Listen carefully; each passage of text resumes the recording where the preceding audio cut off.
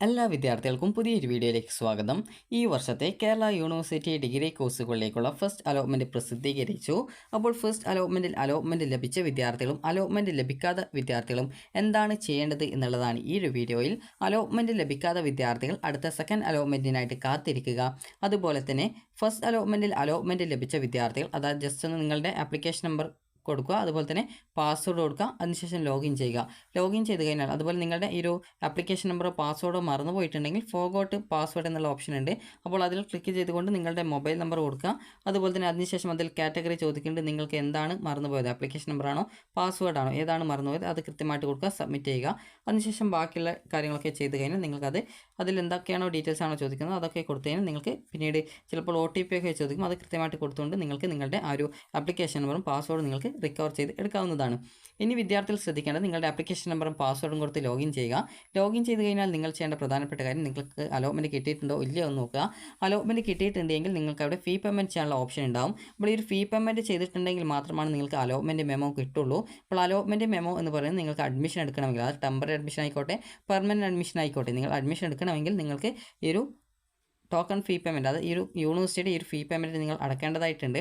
അപ്പോൾ നിങ്ങൾക്ക് ഈ ഒരു ആ ഒരു രീതിയിൽ ഫീ പേയ്മെൻറ്റ് ചെയ്ത് കഴിഞ്ഞാൽ നിങ്ങൾക്ക് അലോട്ട്മെൻറ്റ് മെമ്മോ കിട്ടും. അപ്പോൾ ആ ഒരു അലോട്ട്മെൻറ്റ് മെമ്മോയിൽ നിങ്ങൾ ഏത് ദിവസമാണ് കോളേജിൽ അഡ്മിഷനായിട്ട് ഹാജരാവേണ്ടത് ആ ഒരു ദിവസം പോയിട്ട് നിങ്ങൾക്ക് അഡ്മിഷന് പോയിട്ട് എടുക്കാവുന്നതാണ്. നിങ്ങൾക്ക് ടെമ്പററി അഡ്മിഷൻ എടുക്കാം, പെർമനൻറ്റ് അഡ്മിഷൻ എടുക്കാവുന്നതാണ്. ഇപ്പോൾ ഒന്നാമത്തെ ഓപ്ഷനാണ് കിട്ടിയതെങ്കിൽ പെർമനൻറ്റ് അഡ്മിഷൻ എടുക്കണം.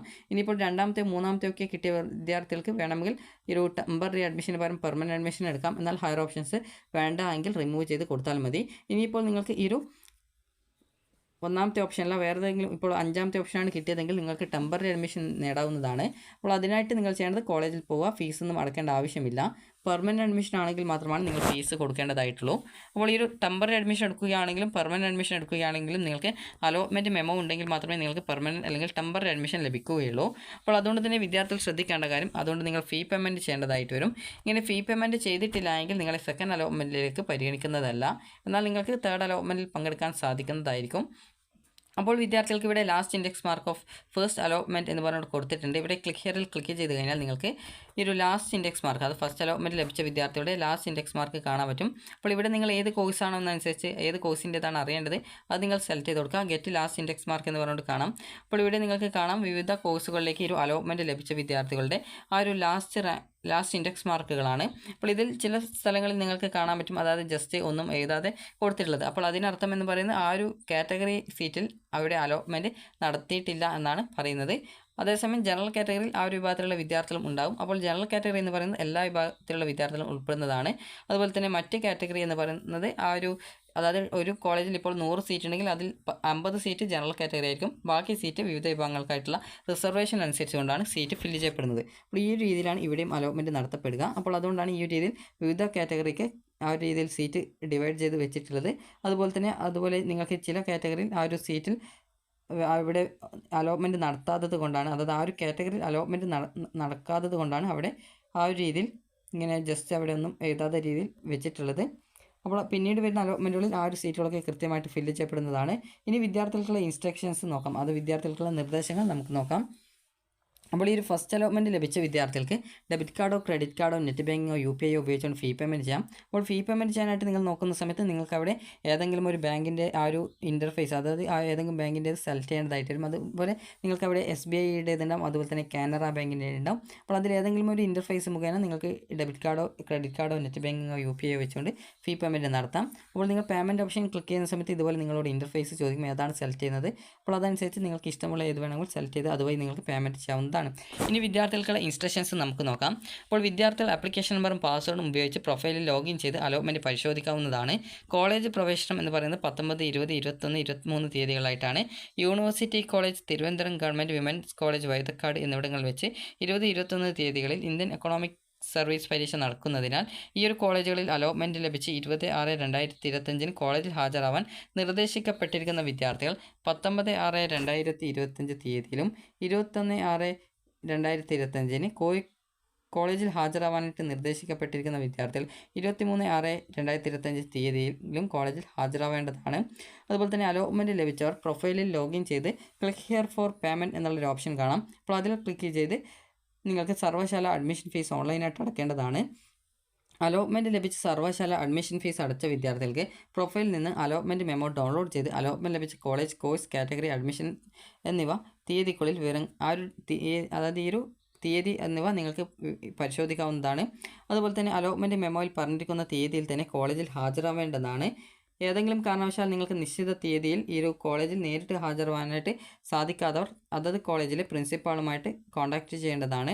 അപ്പോൾ അങ്ങനെയെങ്കിൽ നിങ്ങൾക്ക് മറ്റൊരു ഡേറ്റിലേക്ക് അത് മാറ്റി തരുന്നതായിരിക്കും. അതുപോലെ തന്നെ താൽക്കാലിക അഡ്മിഷൻ, അതായത് ടെമ്പററി അഡ്മിഷൻ, ഒന്നാം അലോട്ട്മെൻറ്റിൽ അഡ്മിഷൻ ലഭിക്കുന്ന വിദ്യാർത്ഥികൾക്ക് കോളേജ് അഡ്മിഷൻ സമയത്ത് ടെമ്പററി ഓർ പെർമനൻറ്റ് അഡ്മിഷൻ തിരഞ്ഞെടുക്കാവുന്നതാണ്. താൽക്കാലിക അഡ്മിഷൻ എടുക്കുന്ന വിദ്യാർത്ഥികൾക്ക് യൂണിവേഴ്സിറ്റി അഡ്മിഷൻ ഫീസ് അടച്ച റെസിപ്റ്റ്, ഒറിജിനൽ സർട്ടിഫിക്കറ്റുകൾ എന്നിവ സമർപ്പിച്ച് താൽക്കാലിക അഡ്മിഷൻ എടുക്കാവുന്നതാണ്. ഈ ഒരു ഘട്ടത്തിൽ മറ്റ് ഫീസുകളൊന്നും തന്നെ കോളേജിൽ അടക്കേണ്ടതില്ല. അത് കോളേജിലുള്ള PTA ഫണ്ട് ഇതുപോലുള്ള ഫീസൊന്നും നിങ്ങൾ അടക്കേണ്ടതില്ല ടെമ്പററി അഡ്മിഷൻ ആയതുകൊണ്ട്. എന്നാൽ എല്ലാ സർട്ടിഫിക്കറ്റുകളുടെയും ഒറിജിനൽ, അത് TC ഉൾപ്പെടെ എല്ലാ സർട്ടിഫിക്കറ്റുകളുടെയും ഒറിജിനൽ കോളേജിൽ സമർപ്പിക്കേണ്ടതാണ്. അതുപോലെ നിലവിൽ ലഭിച്ച അലോട്ട്മെൻറ്റിൽ തൃപ്തരായിട്ടുള്ള വിദ്യാർത്ഥികൾക്ക് കോളേജിൽ ഹാജരായി അഡ്മിഷൻ ഫീസ് അടച്ച് റെസിപ്റ്റ്, അതുപോലെ തന്നെ ആപ്ലിക്കേഷൻ പ്രിൻ്റ് ഔട്ട്, ഒറിജിനൽ സർട്ടിഫിക്കറ്റുകൾ എന്നിവ കോളേജിൽ സമർപ്പിച്ച് സ്ഥിര പ്രവേശനം എടുക്കാവുന്നതാണ്. സർവകലാശാല ഫീസ് അടക്കാത്ത വിദ്യാർത്ഥികളുടെയും അതുപോലെ ഫീസ് അടച്ച ശേഷം കോളേജിൽ ഹാജരായി പെർമനൻറ്റ് അല്ലെങ്കിൽ ടെമ്പററി അഡ്മിഷൻ നേടാത്തവരുടെയും അലോട്ട്മെൻറ്റ് റദ്ദാകുന്നതാണ്. അവരെ തുടർന്ന് വരുന്ന രണ്ടാം അലോട്ട്മെൻറ്റിൽ പരിഗണിക്കുന്നതല്ല. അതുപോലെ തന്നെ അലോട്ട്മെൻറ്റ് ലഭിച്ച അപേക്ഷകർ അവർക്ക് ലഭിച്ച സീറ്റിൽ തൃപ്തരല്ലെങ്കിൽ പോലും തുടർന്നുള്ള അലോട്ട്മെൻറ്റുകളിൽ പരിഗണിക്കപ്പെടുന്നതിലേക്കായിട്ട് കോളേജിൽ ഹാജരായി ഒന്നുകിൽ പെർമനൻറ്റ് അല്ലെങ്കിൽ ടെമ്പററി അഡ്മിഷൻ എടുക്കേണ്ടതാണെന്ന് കൃത്യമായിട്ട് ഇവിടെ രേഖപ്പെടുത്തിയിട്ടുണ്ട്. ഇനി അടുത്തതായിട്ടുള്ളത് ഒറിജിനൽ മാർക്ക് ലിസ്റ്റ് ലഭിക്കാത്ത വിദ്യാർത്ഥികൾക്ക് ഡിജി ലോക്കറിൽ നിന്നും ഡൗൺലോഡ് ചെയ്ത മാർക്ക് ലിസ്റ്റോ അല്ലെങ്കിൽ പഠിച്ച സ്കൂളിലെ പ്രിൻസിപ്പാൾ സാക്ഷ്യപ്പെടുത്തിയ മാർക്ക് ലിസ്റ്റോ അഡ്മിഷൻ സമയത്ത് ഹാജരാക്കിയാൽ മതി. ഈ ഒരു ഘട്ടത്തിൽ ടെമ്പററി ഓർ പെർമനൻറ്റ് അഡ്മിഷൻ എടുക്കാത്ത വിദ്യാർത്ഥികളെ തുടർന്ന് വരുന്ന അലോട്ട്മെൻറ്റുകളിലേക്ക് യാതൊരു കാരണവശാലും പരിഗണിക്കുന്നതല്ല. വിദ്യാർത്ഥികൾ ലഭിച്ച അലോട്ട്മെൻറ്റിൽ തൃപ്തരാണെങ്കിൽ ഹയർ ഓപ്ഷനുകൾ നീക്കം ചെയ്യേണ്ടതാണ്. അതായത് നിങ്ങൾക്ക് കിട്ടിയ ഓപ്ഷനിൽ തൃപ്തരാണെങ്കിൽ ഹയർ ഓപ്ഷൻസ് നീക്കം ചെയ്യേണ്ടതാണ്. ഹയർ ഓപ്ഷനുകൾ നിലനിർത്തുന്ന അപേക്ഷകരെ രണ്ടാം അലോട്ട്മെൻറ്റിൽ പ്രസ്തുത ഓപ്ഷനുകളിലേക്ക് പരിഗണിക്കുകയും സീറ്റ് ലഭിക്കുന്ന പക്ഷം ഒന്നാം അലോട്ട്മെൻറ്റ് ലഭിച്ച സീറ്റ് നഷ്ടപ്പെടുകയും രണ്ടാം അലോട്ട്മെൻറ്റ് ലഭിക്കുന്ന ഓപ്ഷനുകൾ നിർബന്ധമായിട്ടും സ്വീകരിക്കേണ്ടതാണ്. അപ്പോൾ അഡ്മിഷൻ ലഭിക്കുന്ന എല്ലാ വിദ്യാർത്ഥികൾക്കും അബാർ ID നിർബന്ധമായിട്ടും ഉണ്ടായിരിക്കേണ്ടതാണ്. ആയതിനാൽ നിലവിൽ അബാർ ID ഇല്ലാത്ത വിദ്യാർത്ഥികൾ അഡ്മിഷൻ തീയതിക്ക് മുമ്പായിട്ട് www.abc.gov.in എന്ന വെബ്സൈറ്റ് സന്ദർശിച്ച് അബാർ ID ജനറേറ്റ് ചെയ്യേണ്ടതാണ്. അബാർ ID ജനറേറ്റ് ചെയ്യാൻ വളരെയധികം സിമ്പിളാണ്. അപ്പോൾ നിങ്ങൾക്ക് ഈ ഒരു വീഡിയോ ഉപകാരപ്രദമായിട്ടുണ്ടെങ്കിൽ ലൈക്ക് ചെയ്യുക, ഷെയർ ചെയ്യുക. അപ്പോൾ അലോട്ട്മെൻറ്റ് ലഭിച്ച വിദ്യാർത്ഥികൾ അതായത് അലോട്ട്മെൻറ്റിൻ്റെ ആ ഒരു ഫീ പേയ്മെൻറ്റ് ചെയ്യുക. നിങ്ങൾ SC/ST വിദ്യാർത്ഥികളാണെങ്കിൽ 1390 രൂപയാണ് SC/ST വിദ്യാർത്ഥികൾക്ക് ഫീസ്. അതുപോലെ തന്നെ ജനറൽ വിഭാഗം ആണെങ്കിൽ 2800 രൂപയാണ്. അതുപോലെ നിങ്ങൾ NIOSO മറ്റ് സംസ്ഥാനങ്ങളിൽ പഠിച്ച വിദ്യാർത്ഥികളാണെങ്കിൽ 895 രൂപയാണ് SC/ST വിഭാഗം വിദ്യാർത്ഥികൾക്ക് ഫീസ്.